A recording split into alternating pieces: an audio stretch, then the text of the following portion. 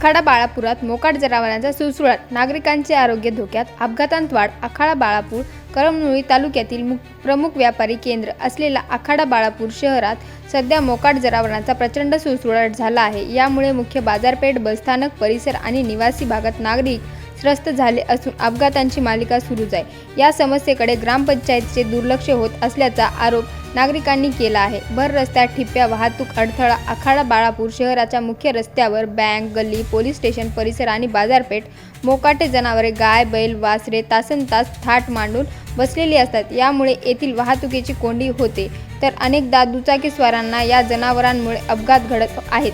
सायंकाळच्या वेळी मुख्य रस्त्यावर जनावरांचा कळप असतो, ज्यामुळे पादचाऱ्यांना चालणे अवघड झाले आहे. अपघातांत वाढ. आरोग्याचा प्रश्न. मोकाटे जनावरांमुळे अनेकांना जखमी व्हावे लागले आहे. कळमनुरी नांदेड महामार्गावरील ही जनावरे अचानक आडवी येत असल्याने गंभीर अपघात होत आहेत. याशिवाय गावात सर्वत्र घाण पसरली असून जनावरांच्या मूलमूत्रांमुळे दुर्गंधी सुटली आहे. यामुळे साथीचे आजार पसरण्याची भीती व्यक्त केली जात आहे.